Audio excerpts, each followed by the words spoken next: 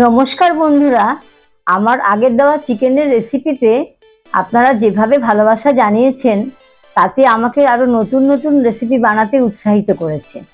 আজ রবিবার, তাই আর একটা চিকেনের রেসিপি নিয়ে আপনাদের সামনে হাজির হলাম। চলুন তাহলে রেসিপিটা দেখে নিই। প্রথমে আমি 500 গ্রাম মাংস নিয়ে তাতে 50 গ্রাম টক দই, 1 চামচ রসুন বাটা, 1 চামচ আদা বাটা ও সামান্য নুন দিলাম এবং তারপরে 1 চামচ বিরিয়ানির মশলা দিয়ে ম্যারিনেট করে আধ ঘন্টা রেখে দিলাম। এরপর গ্যাসে কড়াই বসিয়ে 20 ml তেল দিয়ে দিলাম। এরপর তেল গরম হয়ে গেলে 4টে ছোট এলাচ, 2টো ছোট দারচিনির টুকরো এবং 4-5টা লবঙ্গ দিয়ে দিলাম। এর মধ্যে 4টে ছোট পেঁয়াজ কেটে দিলাম এবং 1 চামচ জ্যাগেরি পাউডার দিয়ে দিলাম। এই জ্যাগেরি পাউডার বন্ধুরা যেমন স্বাস্থ্যের পক্ষে ভালো, তেমনি মাংসের রংটাও খুব সুন্দর দেখাবে।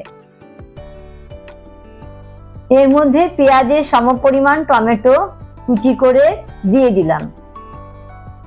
এরপর 1 চামচ হলুদ গুঁড়ো, 1 চামচ কাশ্মীরি লঙ্কার গুঁড়ো, 2 চামচ ধনে গুঁড়ো কড়াইতে দিয়ে দেব। মশলাটা কিছুক্ষণ নেড়ে চেড়ে আগে থেকে ম্যারিনেট করে রাখা চিকেনটা কড়াইতে দিয়ে দেব। চিকেনটা মশলার সঙ্গে কিছুক্ষণ নাড়াচাড়া করে সেদ্ধ হওয়ার জন্য ঢেকে দেব।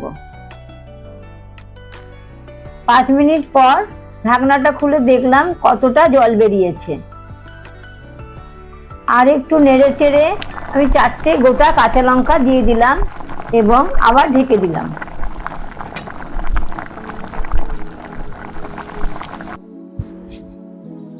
পনেরো মিনিট পর ঢাকনাটা খুলে দেখলাম চিকেন থেকে অনেক তেল বেরিয়েছে এবং মাংসটাও সুসিদ্ধ হয়েছে, কিন্তু একটু নুন কম লাগার জন্য সামান্য পরিমাণে নুন দিলাম।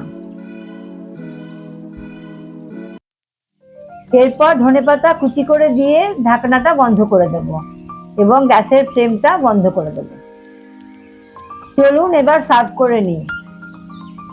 দেখুন বাটিতে সার্ভ করে নিয়েছি এবং এর সাথে আমি জিরা রাইসও বানিয়ে নিয়েছিলাম। আমার রেসিপিগুলো বন্ধুরা কেমন লাগছে আমাকে কমেন্টের মাধ্যমে জানাবেন। আজকের মতো বিদায় নিলাম বন্ধুরা, আপনারা ভালো থাকুন, সুস্থ থাকুন।